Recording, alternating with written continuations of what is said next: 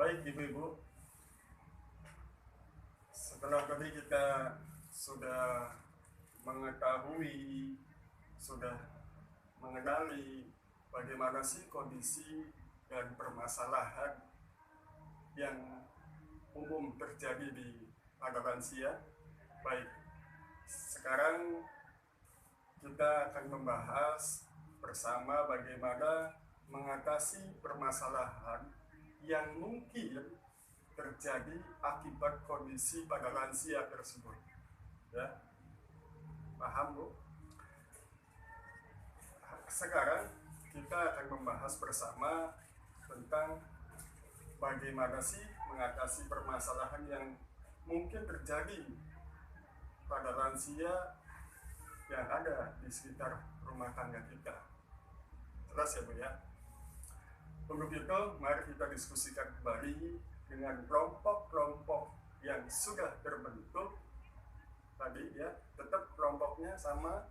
Kelompok yang pertama, kelompok fisik ya, sebelah sini. Kemudian yang kedua sebelah sini, kelompok kedua, kelompok psikososial. Yang sebelah sini kelompok tiga, kelompok spiritual. Nah, nanti masing-masing kelompok silakan berdiskusi tentang pertanyaan yang nanti akan saya sampaikan. Jelas ya Bu ya? Baik, nah, ini untuk kelompok satu, kelompok kondisi fisik. Pertanyaannya adalah, apa yang sebaiknya dilakukan pada lansia agar lansia sehat dan bahagia? Silahkan didiskusikan contoh atau apa yang sebaiknya dilakukan pada lansia agar lansia sehat dan bahagia. Jelas ya Bu ya? Mangga, silahkan didiskusikan. Pertanyaan yang harus didiskusikan untuk kelompok 2, kelompok psikososial. Hal apa yang tidak boleh dilakukan pada lansia? Jelas? Baik. Silahkan didiskusikan kelompok 2. Untuk bahan diskusi kelompok 3, kelompok spiritual ya Bu ya. Bagaimana menghadapi lansia? Saya ulangi, bagaimana menghadapi lansia yang sulit perilakunya? Bagaimana menyikapi lansia yang perilakunya dalam tanda kutip itu sulit? Jelas ya Bu ya? Baik, silakan semua masing-masing kelompok berdiskusi. Saya berikan waktu kurang lebih 5 menit ya Bu ya. Baik, silakan. Oke, sudah selesai. Silakan untuk kelompok 1. Apa hasil diskusinya? Iya. Apa yang sebaiknya dilakukan pada lansia agar lansia sehat dan bahagia? Oh, makan makanan yang sehat dan bergizi.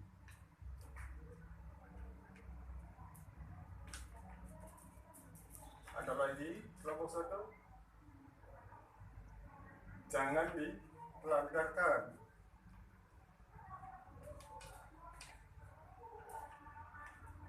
Kemudian, oh iya, diberikan kesempatan untuk berolahraga atau berolahraga ya Bu ya.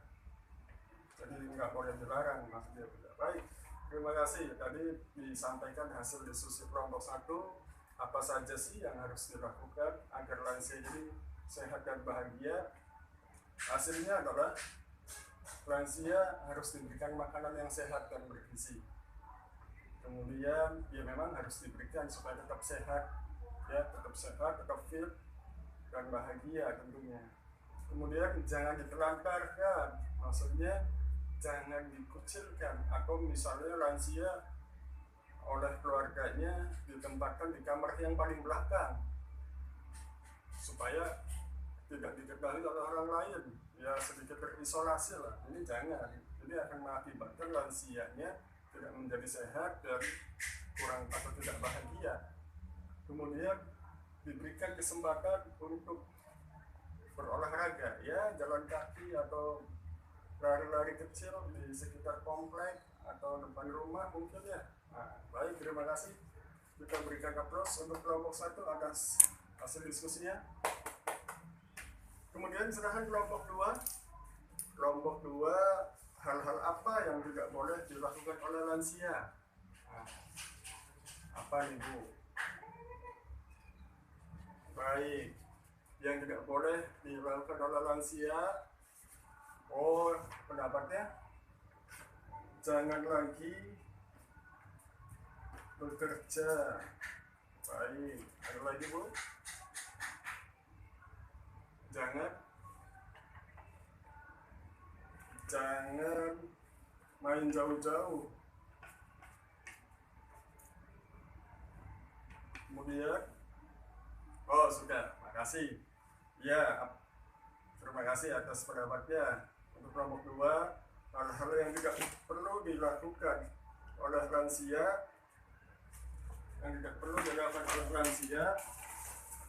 itu, maaf ya, bentar saya perbaiki dulu. Tidak boleh dilakukan lansia adalah jangan main jauh-jauh, kemudian jangan lagi bekerja, karena mungkin waktunya untuk beristirahat ya Bu ya, karena usianya mungkin sudah sepuh. Baik, terima kasih atas hasil diskusinya kelompok 2. Kemudian kelompok 3, ini mohon maaf ini ya Bu ya. Kelompok 3,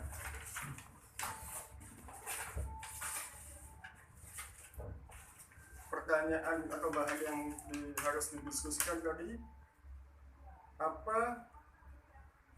bagaimana menghadapi lansia yang sulit perilakunya. Apa hasilnya Bu? Ditempatkan di panti jompo saja. Kenapa Bu? Iya, mungkin keluarganya sudah sangat merasa direpotkan sehingga sulit dikendalikan lansianya, kemudian diarahkan ke lembaga panti jompo saja. Baik, terima kasih. Untuk kelompok 3, mari kita berikan aplaus untuk kita semua. Baik, untuk menyimpulkan terkait hal-hal apa saja yang boleh dan tidak boleh dilakukan terhadap lansia, mari kita lihat bersama flipchart yang tadi sempat jatuh ya, sudah ditempel, mungkin kurang nempel. Mari kita simak sama-sama tentang hal-hal apa saja yang boleh dan tidak boleh dilakukan oleh lansia. Jadi yang harus kita pahami Bu-Ibu, prinsip melayani lansia. Prinsip melayani lansia yang pertama, tidak memberikan stigma atau cap. Maksudnya apa? Nanti saya jelaskan. Jadi saya ulangi, tidak memberikan stigma atau cap kepada lansia. Kedua, tidak mengucilkan.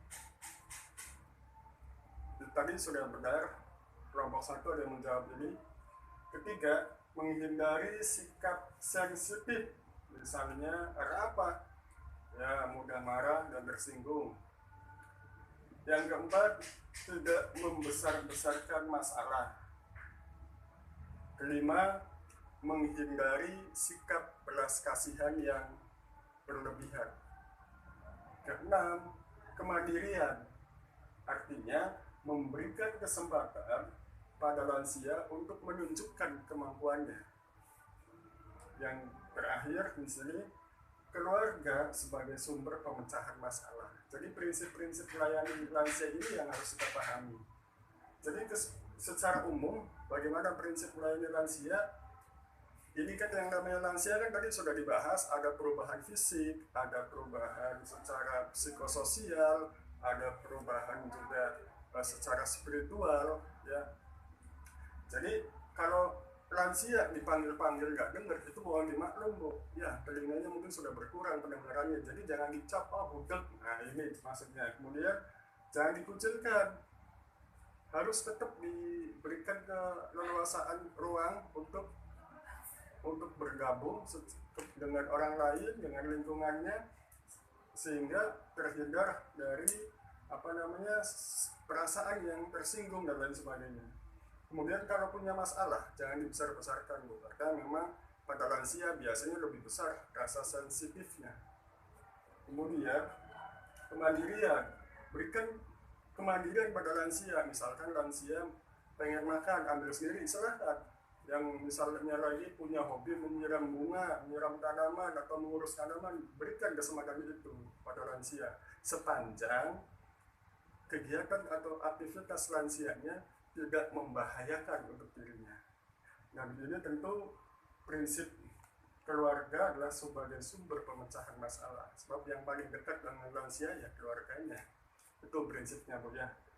Kemudian berikutnya adalah bagaimana sih cara menghadapi lansia yang sulit perilakunya.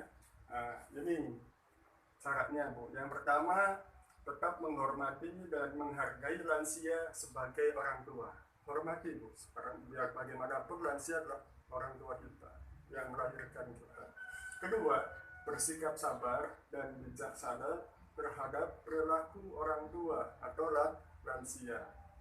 Yang ketiga, memberikan kasih sayang dan menjadi pendengar yang baik bagi lansia. Jadilah pendengar yang baik, ajak ngobrol, ajak komunikasi, apa yang disampaikannya dengarkan saja, Bu, sebagai rasa bahwa kita peduli kepada lansia. Keempat, melakukan pendekatan pribadi, misalnya dengan meminta nasihat pada orang tua atau lansia. Ya. Terakhir, beri kesempatan terhadap apa yang disukai lansia, termasuk kapan ia mau mandi, apa yang ia mau makan, apa yang ia mau kerjakan, sepanjang tidak membahayakan dirinya. Paham, Ibu-ibu? Itulah tadi bagaimana prinsip-prinsip melayani lansia dan bagaimana cara menghadapi lansia yang sulit perilakunya. Jelas? Baik, terima kasih.